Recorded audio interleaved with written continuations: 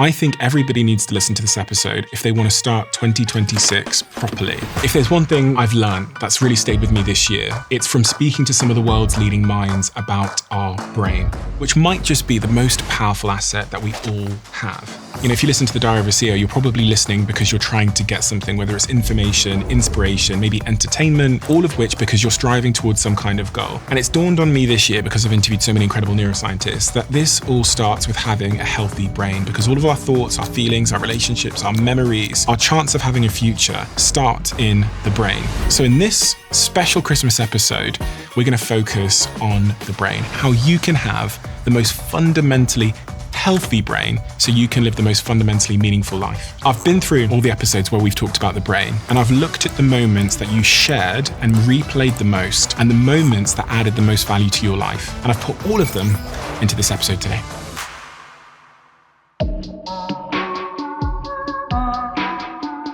Do you remember the first time you saw a human brain?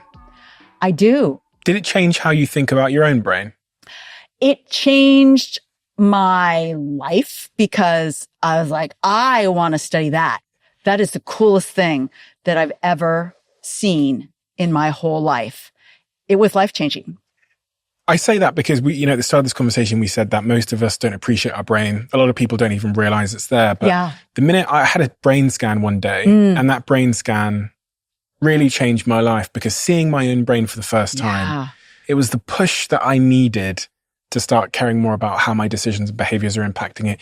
So let's talk about how I can make that ball of tofu in my head super healthy, super big, fat and fluffy. Right. You talked about exercise early on, but we didn't really dig into exactly what you mean by exercise, because exercise, I think, is multifaceted in its definition. What kind of exercise should I be doing to make my ball of tofu in my head great? Optimal? Mm-hmm. Well, all the research shows that the best kind of exercise that you can do is anything that gives you aerobic activity, that is getting your heart rate up.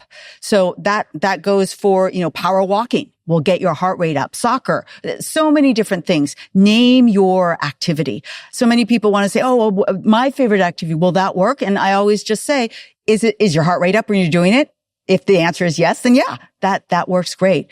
We know that level of aerobic activity is critical, because that's going to release that growth factor maximally to get into your hippocampus, that will grow those new brain cells. How much?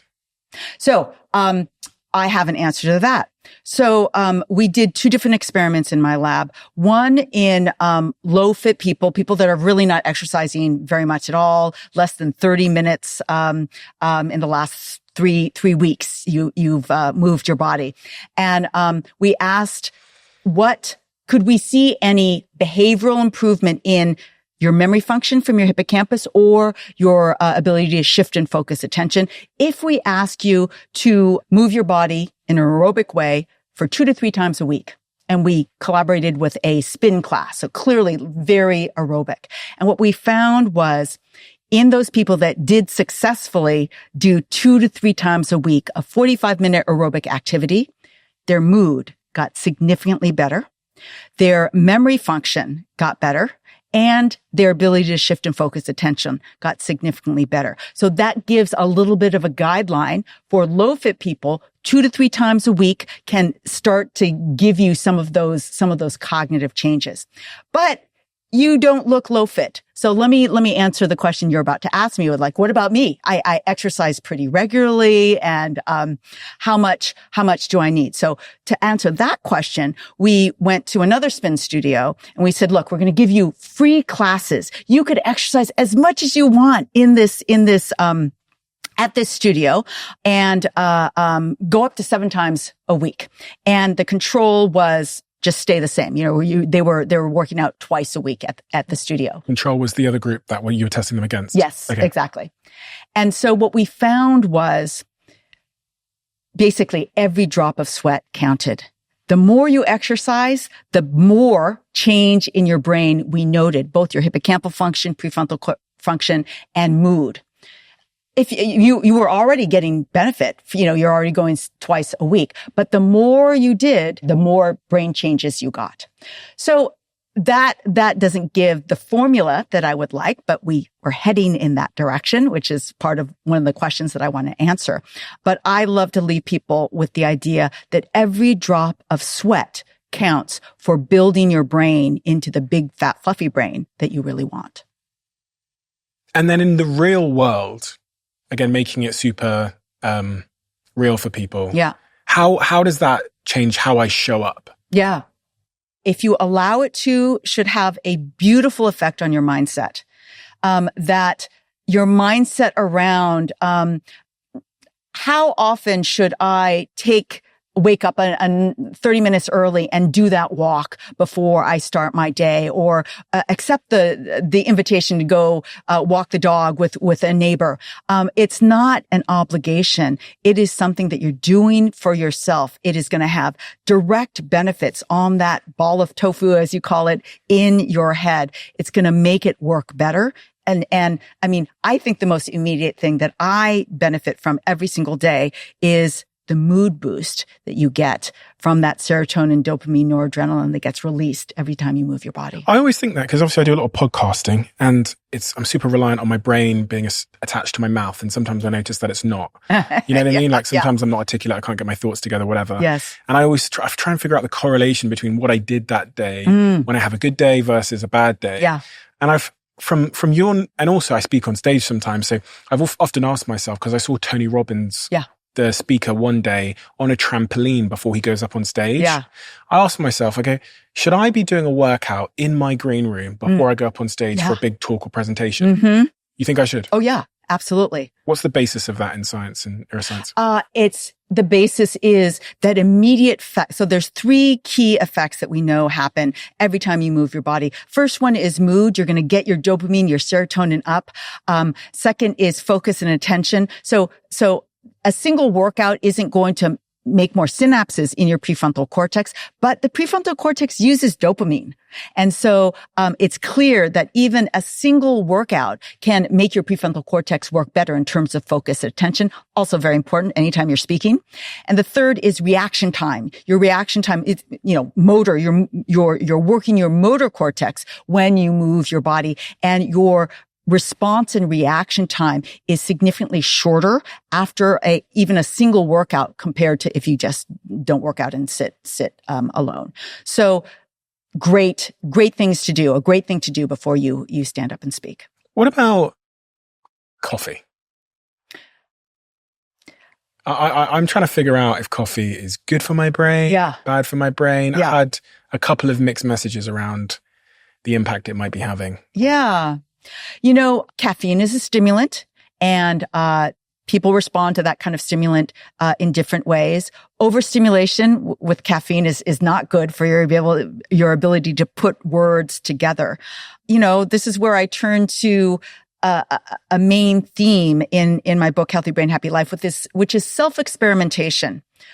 For you, what can you titrate your coffee to see what level of coffee is best for whatever, your podcast or you're giving a talk. The other thing that can work similarly to coffee that I've started and that I do every morning is hot cold contrast showers, because that cold that you shower on yourself after the heat stimulates adrenaline in you, a natural adrenaline. Ooh, it wakes you up. And okay, it was painful the first kind of few times I tried it, but then you get addicted to it. And I have forgotten to do it and gotten back in the shower just to douse myself with cold water, because I feel better when I do that for first thing in the morning. So lots of different things that one can explore with.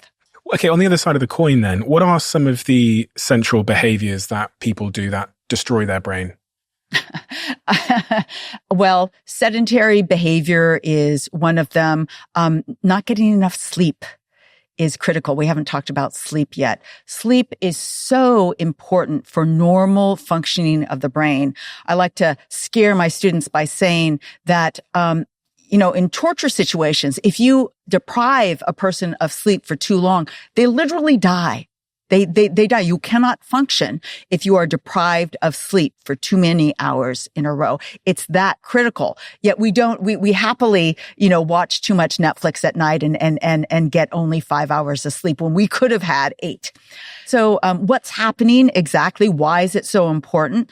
Well, there's so many different things. I'm going to say two. One is that we know that in regular, healthy sleep, there is activity in the hippocampus that helps you strengthen the memories that you have formed in that previous day. It's called consolidation, and it's so important. If you shorten that, if you don't get enough, you are not consolidating your normal everyday memories. And second, it is the time during sleep when all the metabolites, all that garbage that your brain is producing, because all biological cells produce garbage, it gets kind of cleaned up through the cerebral spinal fluid that is flowing through your brain. And if you do not get enough sleep, you build up garbage metabolites in your brain. It's like you have a gunky brain. And do you feel like I feel like I have gunk in my brain when I don't sleep enough? That is exactly what is happening. Well, when you think about things that we consume, you know, like food and drink and alcohol and all these kinds of things, is there anything that if I'm trying to have an optimal brain, I should be having or not having? Yeah. Well, so I think the most evidence is around the benefit of the Mediterranean diet, which is basically all healthy, kind of not organic, but non-processed is the word I was trying to think of, things to eat that are very, very colorful. There's so much evidence about how good that is generally for the brain. That is my go-to. Like, what should I eat? Well, is it on the Mediterranean diet? If it is, then go ahead. If it's too processed, only do it just a little bit. Is it true that if we have less friends, if we have less strong relationships, if we're lonely, then our brain will shrink and is more prone to dementia and Alzheimer's and things like that? Yes, we are social creatures, and there are really powerful studies that have shown the correlation between the number of social connections that we have, including just saying hello to the barista at Starbucks. It's not a close friendship that you develop over 30 years. It's just how many people you interact with and greet, and longevity. The more people you are regularly interacting with, the longer you are living. Overall longevity. But if you go into brain health, absolutely, it's also very, very healthy for you. It also brings happiness. So a friend and colleague of mine, Robert Wallinger, studied what makes people happy. This study started in the 1920s in Harvard. And after all of those many, many, many decades, the answer is what brings happiness is the strength of your social connections. So it makes you happier. It makes you live longer. And yes, loneliness on the flip side causes stress, long-term stress that damages the brain. And in the long term can make it smaller and less healthy. Here's the 5th most replayed moment. When I asked you before this conversation started rolling, what you're really excited about at the moment, your response to me was, there was a few things, but one of them, which lit up your face, was creatine. Yes. And it's funny because... It lit up your face again. Yeah, it's funny because creatine has been around for decades. And it's always been, in my mind, it was like one of those gym bro things. I'm like, I don't need to be swole. Yeah. I don't need creatine to get swole. And, this was the thought for many, many years. And then over the last 5 years or so, the effects of creatine on the brain started to really get my interest. Anything that affects the brain, I really become interested in. And so that's kind of what did get me the most excited about creatine.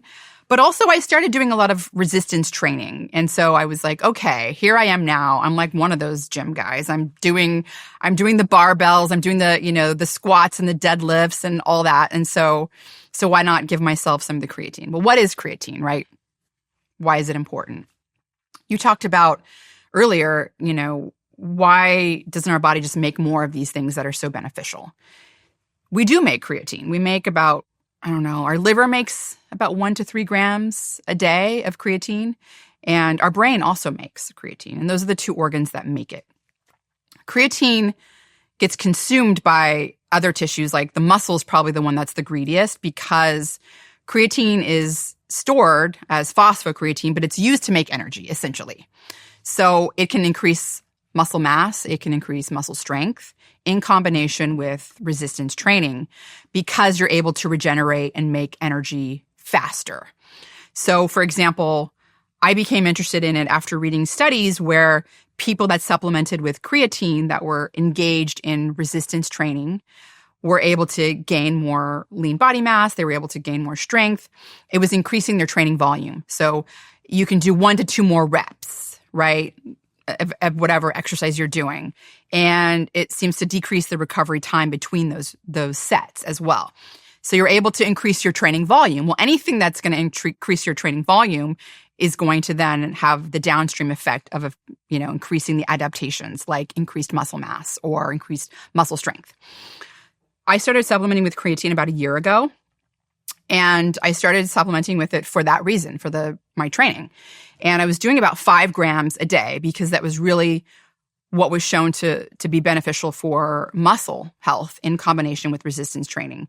And it's important for people to realize that supplementing with creatine by itself without any type of resistance training isn't going to grow your muscle. It's not going to make you stronger. You have to put in the effort because what creatine is doing, it's helping you make the energy quicker, right? And then being able to make that energy quicker means that you're able to then do that exercise better, harder, more of it, right? So it's sort of supercharging your exercise routine.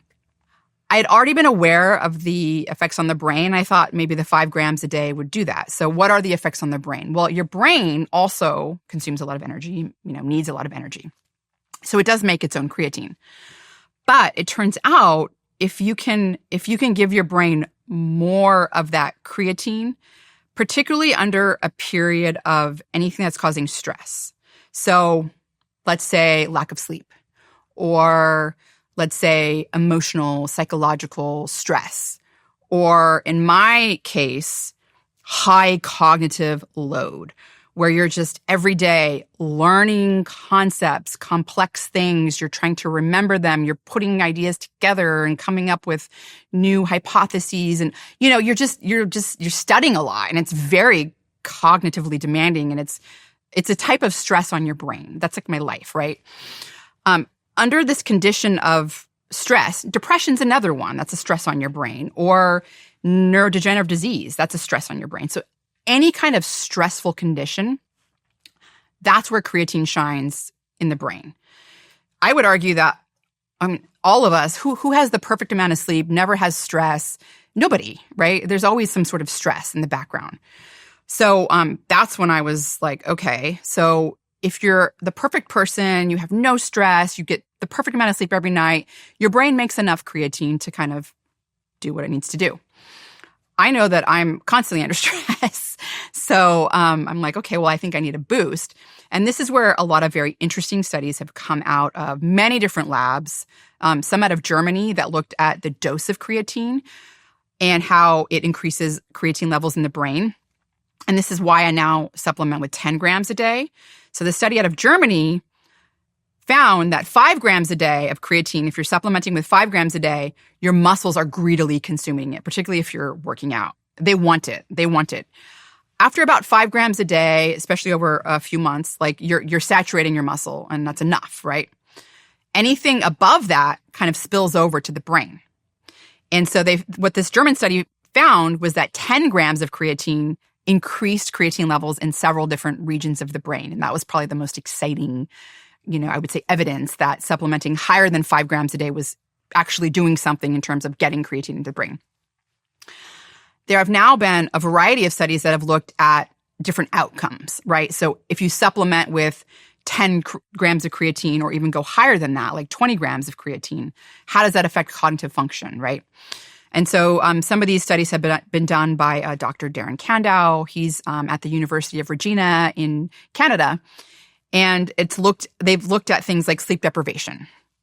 And it's been found that if you take someone and you sleep deprive them for 21 hours and give them about 25 to 30 grams of creatine, it completely negates the cognitive deficits of sleep deprivation.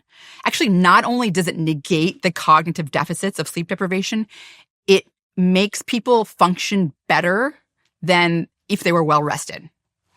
That's where I was like, wait a minute. There's many times when I'm traveling, I'm jet lagged, lots of times when I'm sleep deprived and I have to be doing a podcast or a presentation, whatever. And in those situations, I go up from my 10 grams to more like 20 grams, like today, for example. I wasn't really sleep deprived, but, there's a lot of high cognitive demand. This is a long podcast. There's all that stuff. And so I went up to 20 grams today on my creatine. And I will say, even at the 10 grams, for me, we were talking about this with respect to being in ketosis. I don't feel that mid-afternoon crash when I have the creatine. Not being on a ketogenic diet, not being in ketosis. It's very clear for me, and I've done this, where sometimes I only do 5 grams, and then if I do that, I'll notice, I'm like, why am I tired right now? So there's something interesting, and maybe it's placebo. I'm going to throw that out there, very possible. But I don't know, maybe the creatine is, again, it's able to regenerate that energy quicker. And so that's also beneficial for the brain.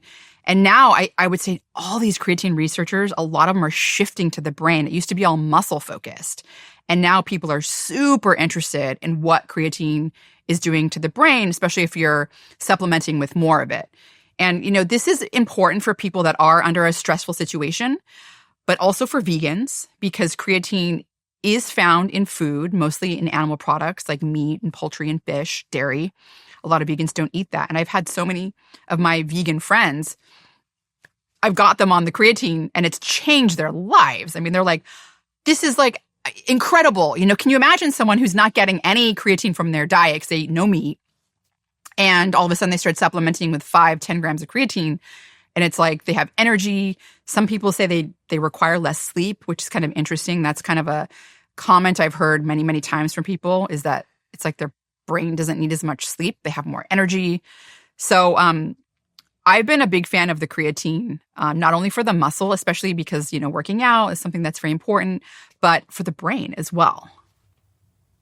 I always thought of creatine as something that you took and you kind of had to load up on, and then over a couple of weeks or months, the effects would kick in. But you're telling me that if I had creatine in the morning, that same day, I would experience potentially improved cognition if I have a big enough dose? Yes. So, great question. A lot of studies that have been done that you're referring to have been done in the context of exercise and muscular performance. And the reason why people have to load up on, like, they do a loading phase, let's say 20 grams, and then they go down to this sort of maintenance phase of 5 grams, is because it takes, I don't know, I think it's about a month or so before you can saturate your muscular stores of creatine. And then what does that mean? It means that the creatine, which is actually stored in your muscle as phosphocreatine, is there and ready to be used to make energy. So it takes, again, about a month or so to do that, unless you are really giving your muscles a high dose, right? So the 5 grams a day, it can only do it for so many days, and then finally you get saturated. When you do this loading phase, you kind of just accelerate that whole process. And so that's why when people are doing these experiments where they want to test the effects of creatine, they want the participants to have really high levels of creatine in their muscles quick, because they don't want to do a month-long experiment, right? They want the experiment to be like a couple of weeks or a week. So that was kind of the whole concept behind this loading phase. If you're not someone who's going to some kind of competition, like you're a CrossFit Games or something, you don't really need to do that loading phase if you've already been supplementing with 5 grams a day for like a month. When it comes to the brain, what's happening if you get above that 5 grams, that's pretty much all consumed by the muscle. You're having some left over in circulation, and the brain takes it up, and it takes it up, right? What it really shines is under that stressful condition, which, again, for me, I feel like every day is like cognitively demanding for me, because I'm constantly learning new material or learning new information or working on things, right? And so there's a lot of cognitive stress on my brain. And so I feel like I'm constantly under that stress. And that's where getting the creatine in your brain helps you make that energy quicker. And so that's why, like I've had, been jet lagged and have to give a talk at, like 5 a.m. in the morning, my biological time after not getting sleep. And I've done like 25 grams of creatine, and it's insane how much it helps me. Again, it could be placebo because I'm anticipating that effect, which is fine. Placebo is a real thing. It's great. I'm all about it. But there's some evidence also that this works, right? That the creatine is helping with under that sleep deprivation and that stressful condition. I was reading about a study in 2025 where they gave creatine to people that had depressive symptoms alongside CBT training. And the people that had creatine and the cognitive behavioral therapy training experienced a greater improvement in their depression symptoms than those who just received the cognitive behavioral therapy, which is incredible. It's fascinating. I mean, depression is a type of brain stress, right? I mean, we know inflammation plays a role in depression. We know oxidative stress plays a role in depression. And there have now been some animal studies that have shown creatine is somehow having an anti-inflammatory effect. That hasn't all been worked out. So I don't know if it's all just the energy component of it. It could also be this other sort of newly identified role that creatine is playing in sort of having an anti-inflammatory effect. And I don't know enough about that. I don't know that there's enough even known about that, but I do know that it exists. And it's fascinating because, again, I think where creatine really shines in the brain, and it's been shown study after study, is under some kind of stressful condition, depression or sleep deprivation. Or there's a new study that came out. It was published, I don't know, a month ago or so, showing that it was a very small pilot study. And I want to caveat this. There was no placebo control. But it did show that giving people with Alzheimer's disease creatine, I believe it was 20 grams a day, did improve their cognition. And so, again, this is a whole new field where now we're looking at creatine in the brain, not just the gym bros and not just the muscular effects, but in the brain and how it's affecting the brain and being beneficial for cognition, for brain aging, for depression. Here's the fourth most replayed moment. One of the most inspiring and I think liberating things that I've heard in your work is this idea of neuroplasticity, because if the brain can physiologically change based on what I'm doing, then it means that who I am now, my identity, that 19-year-old who's sleeping in the mummy thing with the ferret, isn't who I always have to be. I can literally change. We've spoken a little bit around like what causes the motivation to actually change, but knowing that my brain will actually change, those two things are really inspiring for me, because it means that whatever rut I'm stuck in isn't necessarily a permanent one. Now, you said that the motivation to change comes from fear. Well, in my case, it took a fear circumstance, fear of becoming a permanent failure, to motivate immense change. And that was that circumstance. I do believe, however, that the best work, our most creative and best work, comes from a love of craft. But sometimes in order to find what you truly love, you have to be scared into setting off on a path to find it. So neuroplasticity is absolutely real. But if the question is, can a person change? Can you learn new things? Can you unlearn certain patterns? Can you overcome traumas at any age? The answer is absolutely, categorically, yes. How? Well, it's very clear that as a child, until about age 25, more or less, just passive experience will shape the brain for better or worse. After about age 25, and again, these are not strict cutoffs, we can change our brain, but what's required is a marked shift in the neurochemical environment under which something happens. So one of the reasons why any traumatic event will forever be remembered, although, by the way, you can remove some of the emotional load of that. Trauma does not have to be traumatic forever, is because when we see or experience something very intense of a fearful nature, there's the release of certain what we call neuromodulators, things like epinephrine, adrenaline, and other neuromodulators that cause a state shift in our body and brain. And the nervous system recognizes this as unusual. And as a consequence, in the subsequent days, there's reordering of the connections so that the brain can prepare for that event should it happen again. This is why we have what's called one trial learning. You go to a certain location, something terrible happens there. You will forever associate that location with something terrible. But there are tools, therapy and other tools, that can allow the emotional load to be removed from that so that you could go to that location and feel calm, no fear whatsoever. The good news is you can also learn anything you want to learn, provided there's a shift in this neurochemical environment. This is why when we are very interested and focused on something, two of the main requirements for neuroplasticity, we have to be alert and we have to be focused. We can't learn passively as adults. We can't just play, a lecture about AI and large language models or neuroscience in the room, and then the knowledge doesn't just sink in by osmosis. But if we pay attention, and we're alert when we pay attention, there's a shift in the neurochemicals associated with that attention, what we call the catecholamines. It's 3 molecules, dopamine, epinephrine, and norepinephrine, all which cause an increase in alertness, all which cause an increase in focus, a tightening of our visual field and our auditory field. So like cones of attention is one way to think about it. And then it sets in motion a bunch of biological processes such that if we get adequate sleep that night, maybe the next night as well, there's reordering of neural connections so that knowledge, that new experience is consolidated in your brain. You are forever changed as a consequence of that experience. So when we hear that the brain is constantly changing, everything that we encounter changes our brain, that's not true. Why would the brain change unless it needed to? Right? As a child, the brain is basically a template for change. It's trying to understand the environment and make predictions. And so that's true. Neuroplasticity is a cardinal feature of childhood and adolescence and the teen years. And just think about the music you listened to when you were a teen. No other music will ever have as much significance. And that's because as a teen, your body is flooded with hormones and neuromodulators, that the amount of meaning that comes from now seemingly trivial events when you're a teenager or adolescent is immense. That song meant so much, and it's because of the neurochemical milieu it creates in you. But as an adult, it takes a stronger stimulus, as we say. The nervous system is very efficient in that way. It doesn't change unless it has to.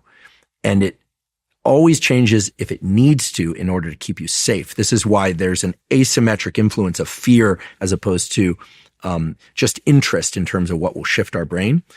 But it's nice to know that love and excitement and appreciation are very strong stimuli for changing the brain. From everything we know about neuroscience, it's clear that it doesn't matter if you're 90 years old, 70 years old, 50 years old. If you want to learn, you can learn. And that learning occurs through neuroplasticity, which is the reordering of neural connections, strengthening of certain connections, weakening of others, and in some rare cases, the addition of new neurons. But you absolutely can change your brain, but you have to pay attention to the thing you want to incorporate into your brain. You have to be alert while you do that. And then you absolutely have to go get some rest, because it's during sleep and during meditative states and during rest that the actual rewiring of the brain occurs.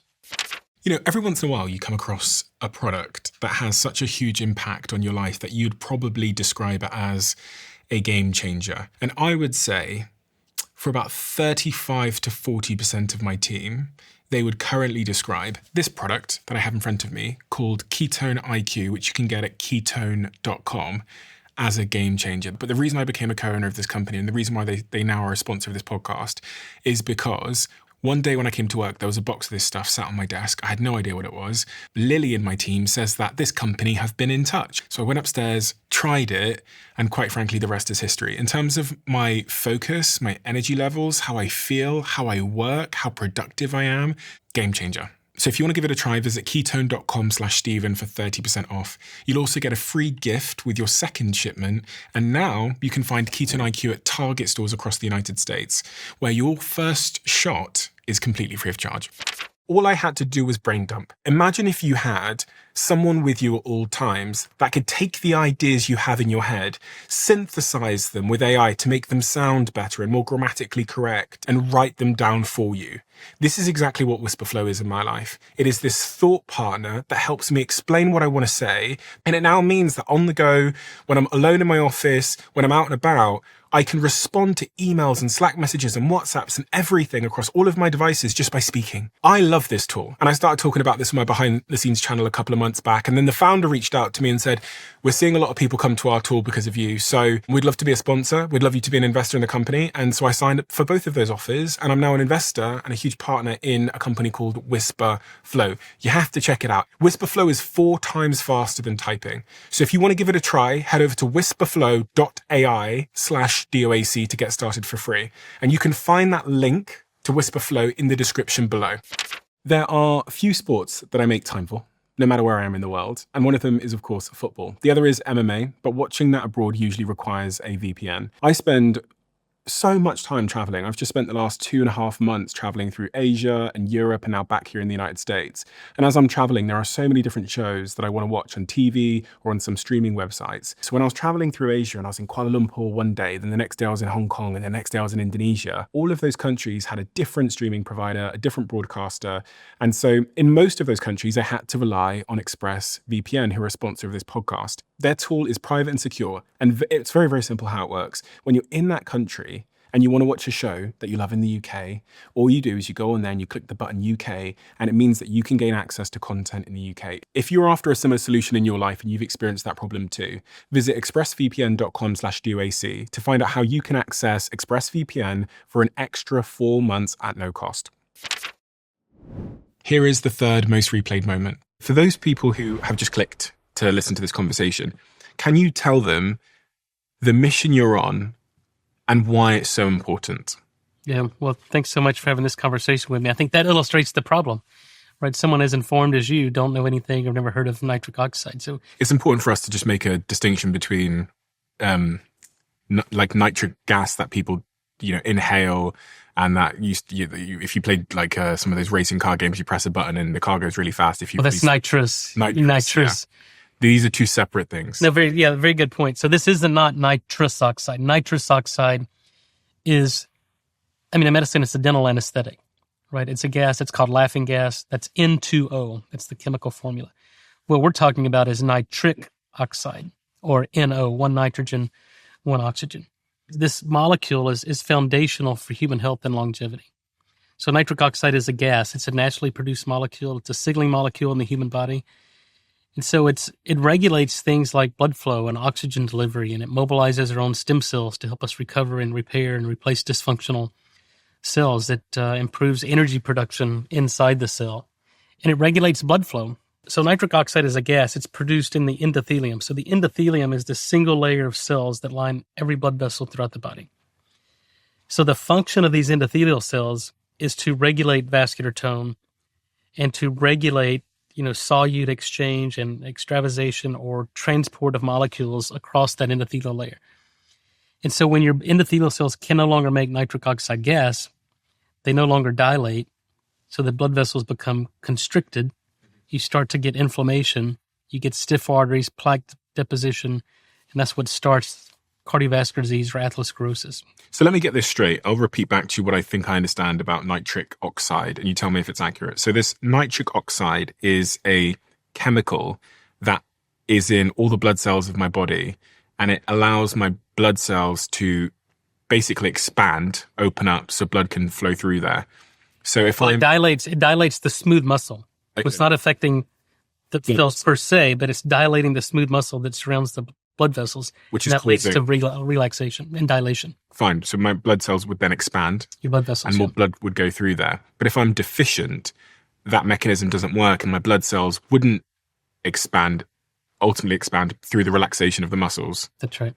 And therefore I would have higher blood pressure, which can lead to a series of downstream diseases and consequences. And so when we look at the graph that I showed a second ago, where we're seeing, for anyone that can't see this graph because you're listening on audio, we're seeing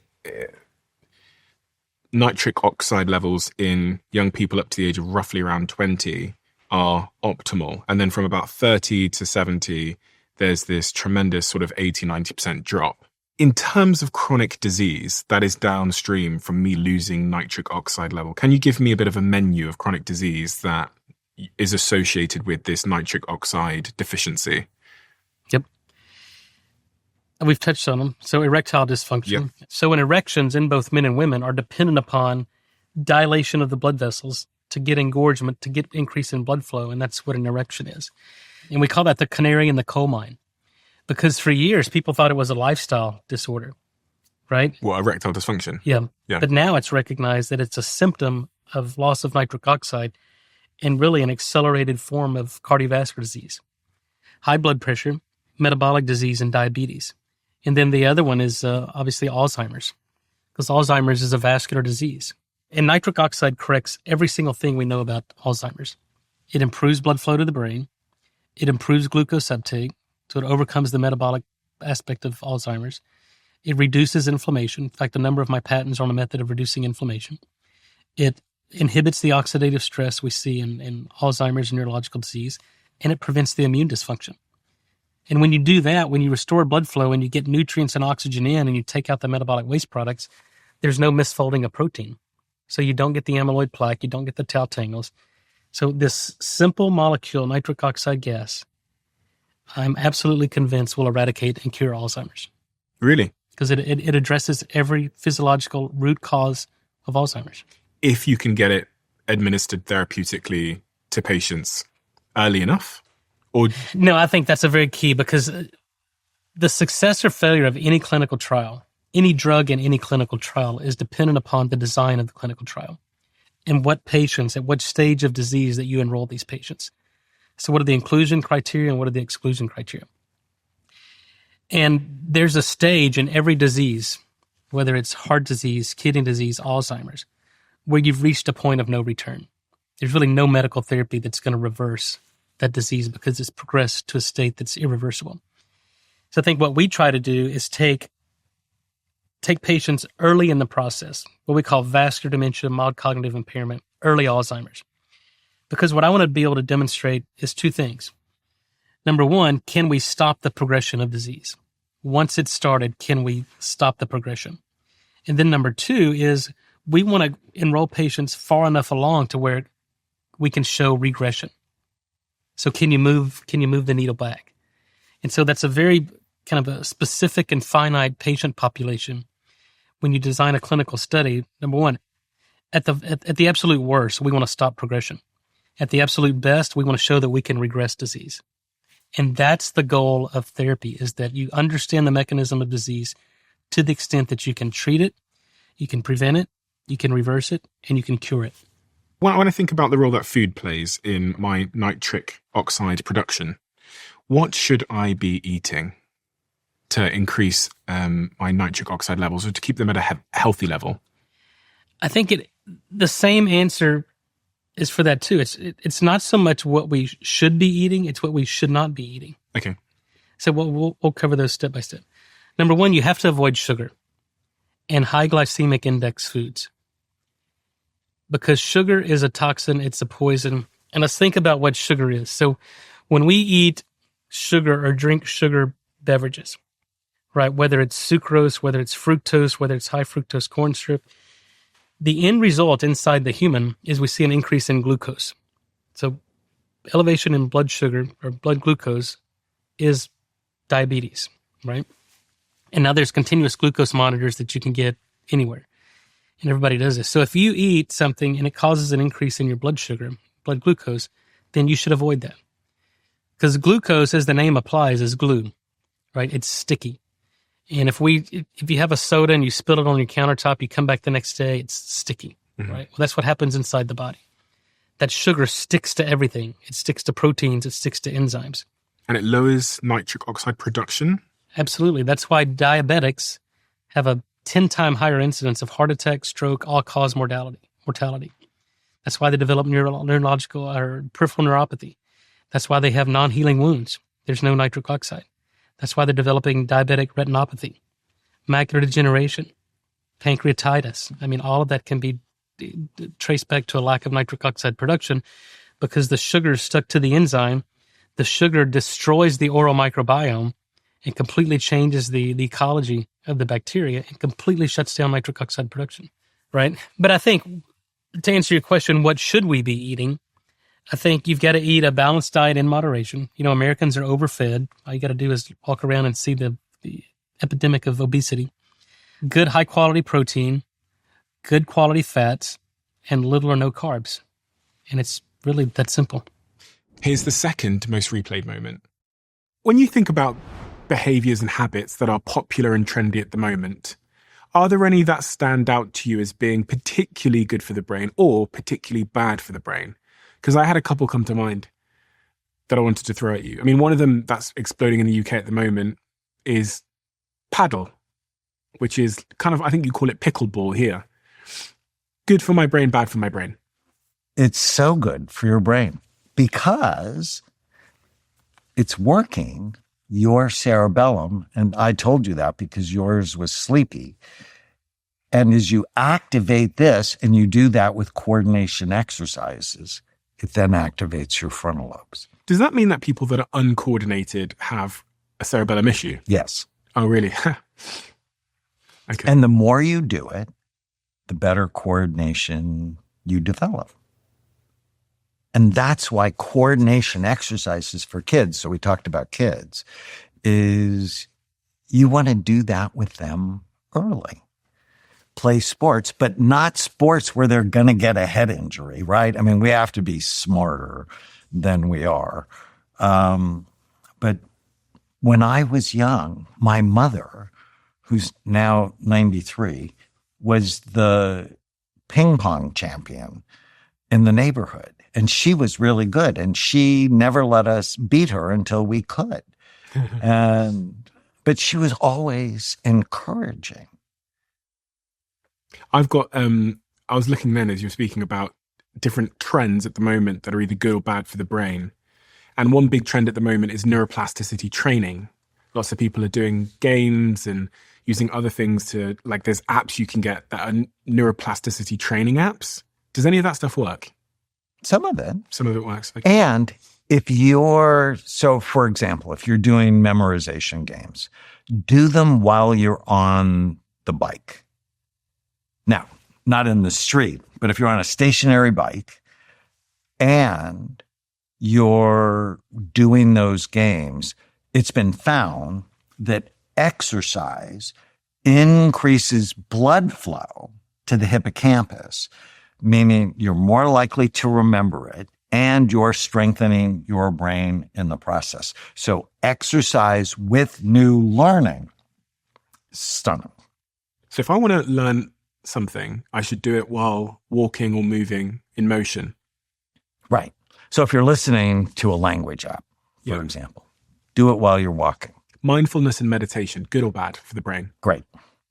I published 3 studies on a Kundalini yoga form of meditation called Kirtan Kriya. It's a 12-minute meditation. I always say it's the perfect ADD meditation because it's only 12 minutes. And for 12 minutes, you do this. Sa, ta, na, ma. Sa, ta, na, ma. Sa, ta, na, ma.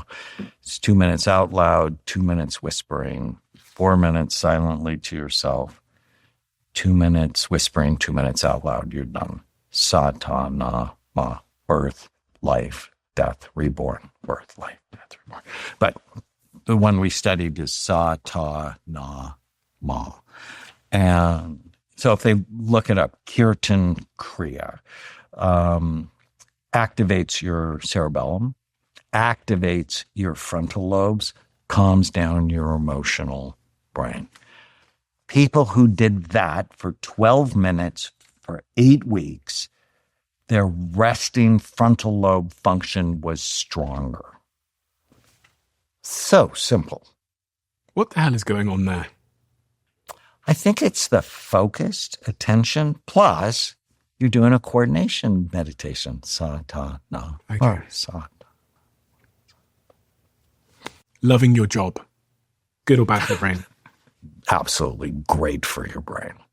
If you're learning new things. People who are in a job that does not require new learning have a higher incidence of Alzheimer's disease. So if you're stagnant in your work, you have a higher risk of Alzheimer's. And like, if I just read brain scans all day, well, I know how to do it. I'm not learning anything new. So I do that, but I also am writing about something I don't know about, or I'm learning something new. What if you're working with arseholes? I'm sorry? I love the job, but I'm working with arseholes. Bad for your brain. Chronic stress increases cortisol. And I think everybody should sort of know their baseline cortisol level.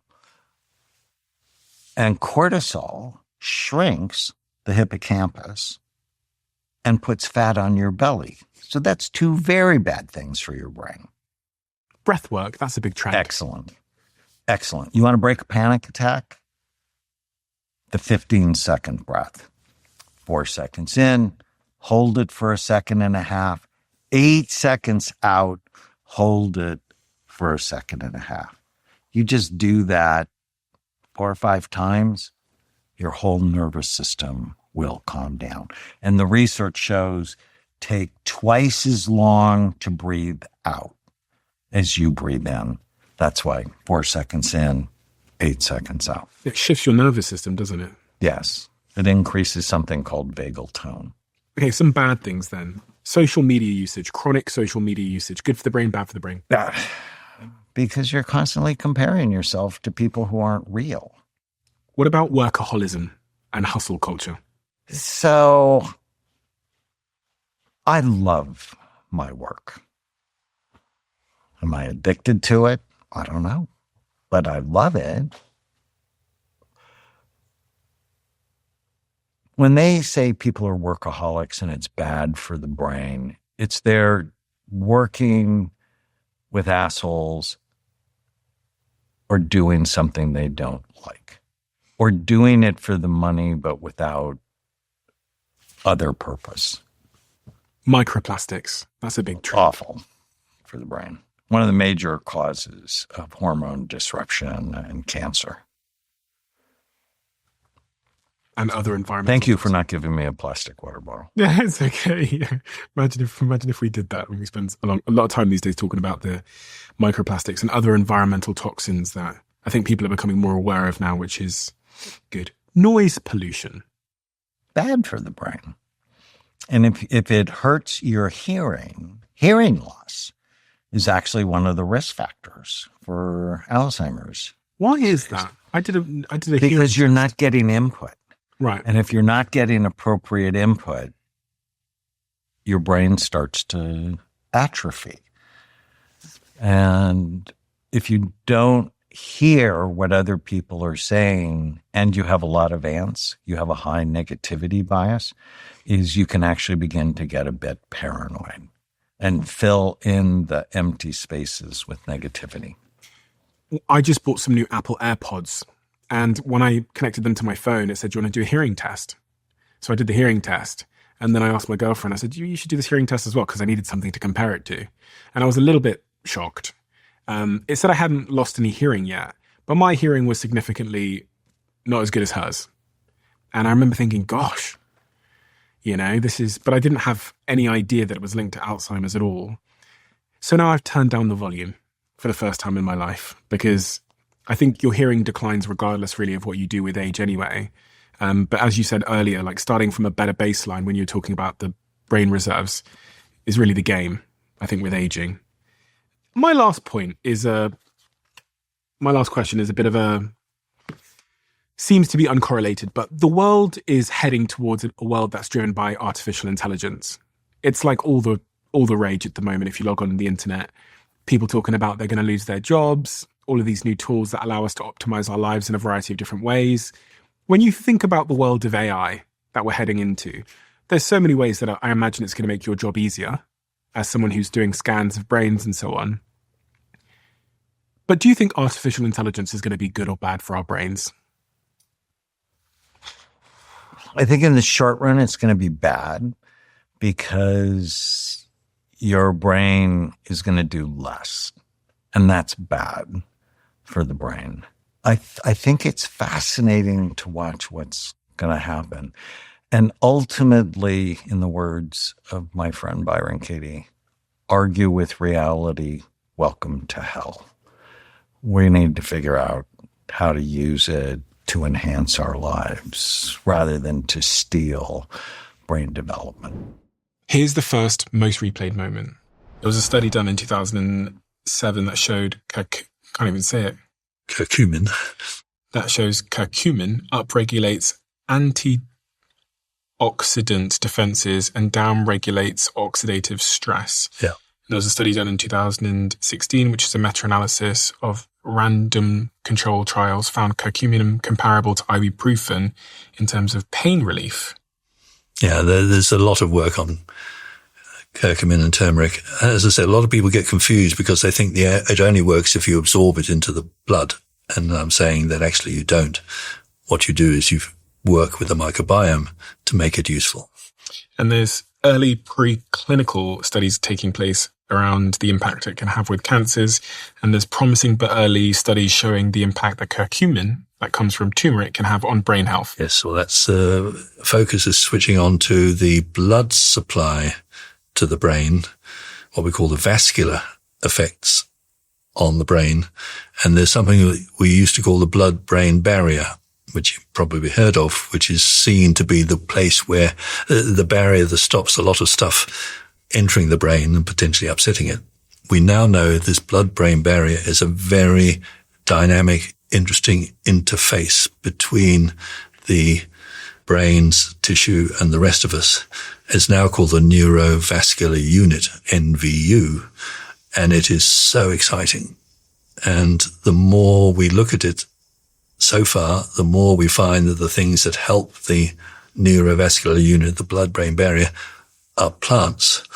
And we have green tea, and, you know, we can, if we really want to help, our brain health, regular drinking of green tea, you know, it's been shown to be really useful. Not that rather than the supplement, by the way, is the drink that you have. I put it in here.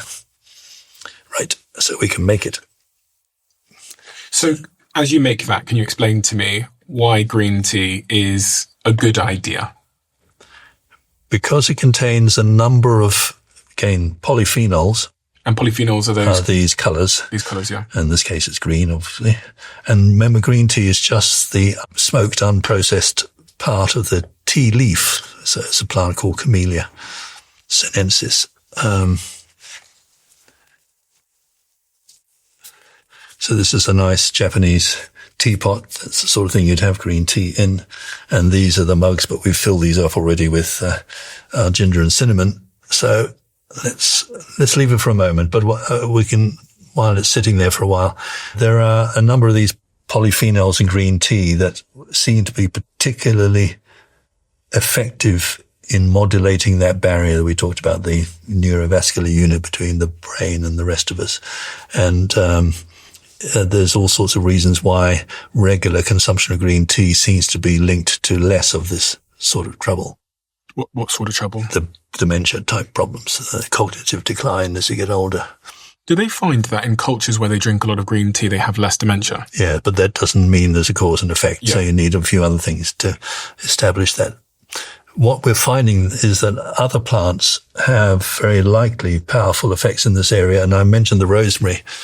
Now, all you need to do to appreciate rosemary is to press it and sniff. Oh, it smells so good. Really nice. That's not just nice, because what you're doing there is you're inhaling volatile oils, the things that give the smell. And when you're inhaling, they're literally going into your brain, because part of the brain actually reaches the outside world. It's called the olfactory lobe. And when you inhale something, it literally moves into the brain. And from there into the limbic system. Remember, there's a line in a Shakespeare play called Hamlet. Ophelia, the young lady, says, rosemary, that's for remembrance. Because everyone knew that this improved cognitive functions. And when I was working on our campus in Maryland, we actually did a clinical trial with rosemary in people struggling with their crosswords, as they get older, and found that although it wasn't a conclusive study, there were pointers to it improving cognitive or performance in those people. And there's been other studies since that reinforce that. I would say that rosemary is one of the ones to watch in terms of long-term brain health. There's another remedy called ginkgo, that a lot of people know about, which is used as a prescription medicine in Europe for cardiovascular problems. And that's been shown to be likely useful and using the same sort of mechanisms as we've seen here and with the green tea. I'll check it here. Yeah, that looks all right. You see it's more yellow than green. But, and this is flavored with a little bit of mint to make it a little more agreeable. Sometimes people find green tea is not their favorite taste. Green tea is rich in polyphenols, which are linked to benefits ranging from heart and brain health to fat loss and cancer prevention. It's got a nice minty flavour. Yeah. You could live with that, couldn't you? Yeah. Yeah. My girlfriend, again, she's all over this stuff. She's always bloody right. Well, you know that, or learned that lesson a long time ago. I know, right? Like, I say it all the time on this podcast, but she's always like 2-3 years ahead of what then someone really, really smart comes and tells me. And I spend those 2 or 3 years in denial. I'm like, what the fuck is she like doing over there? Don't get me started on cacao. If you start talking to me about cacao, I'm gonna leave. No. She's been telling me. I'm going to nail this because there's a lot of people listening who will want to hear this. Okay. Cocoa, Yeah. chocolate, dark chocolate is a medicine. End of. One of the best medicines around is 50 grams to 100 grams of 75% or more dark chocolate. Do you know what? I've just realised my girlfriend, she's going to live till she's 150 because she eats 90% or something, 80% dark chocolate. She drinks green tea all day. She has the ginger and cinnamon drinks all day. She eats the full rainbow. She should be stepping in for you. I know exactly. No, cocoa, seriously, brain health as well, cardiovascular health. I mean, they do studies where they've put cocoa into volunteers, that means students usually, so young kids, and they were able to show changes in the blood flow within minutes, certainly within an hour of eating cocoa. Beneficial changes in your blood flow. They call it the heart medicine. Yeah, heart, circulation, brain. So she's, my girlfriend's very spiritual. She runs a business called Bali Breathwork. Hashtag ad if I have to say that. But in her business, one of the things she does at the very start of the session with women all over the world that come to her retreats is she makes cacao for them. And you notice instantly how people change when they've had a hot cup of cacao. It's and she says it like almost brings out their heart. And I guess that's because of the circulation reasons. It is. But it also, of course, we know it contains a few other beneficial stimulating effects, sort of similar to the effects with coffee, which incidentally, as I've already said, is a medicine as well. But cocoa and chocolate does have a uplifting effect, which is why we love it so. And we have to be clear here. We're not talking about hot chocolate that comes from a packet or something necessarily. We would like it to be as dark as possible. Okay. So the less sugar, the less fat. We talk about 75% cocoa solids, so it's dark chocolate. And it tastes a bit more medicinal, doesn't it? It's not as sweet. But I'm saying to many of my patients, take 50 grams a day. It's a medicine. Damn. She's right. My fridge is full of dark chocolate. I tend to avoid it, but the drawer of my fridge has all of her dark chocolate in, and she likes it 90%. If she can get it 90%, she'll take it. Yeah, 90% it's quite bitter now. Yeah. I'm having a look at the green tea. There was a study done in 2008 which supports how it improved cognitive function, memory, attention, accuracy, and long-term consumption is associated with lower risk of cognitive decline and Alzheimer's disease, according to the Journal of Nutritional Biochemistry in 2011. It's nice to have somebody else just say what you said. Yeah, but it's exactly. I didn't realize that. I had no idea. All those times I turned it down when she offered it to me. You can't say sorry. I've literally, I've got heart health, brain function, fat burning and metabolism, cancer prevention, early evidence, blood sugar and insulin sensitivity, gut and oral health. If there's anything we need, it is connection, especially in the world we're living in today. And that is exactly why we created these conversation cards. Because on this show, when I sit here with my guests and have those deep, intimate conversations, this remarkable thing happens time and time again. We feel deeply connected to each other. At the end of every episode, the guest I'm interviewing leaves a question for the next guest, and we've turned them into these conversation cards. And we've added these twist cards to make your conversations even more interesting. And there are so many more twists along the way with the conversation cards. This is the brand new edition. And for the first time ever, I've added to the pack this gold card, which is an exclusive question from me. But I'm only putting the gold cards in the first run of conversation cards. So get yours now before the limited edition gold cards are all gone. Head to the link in the description below.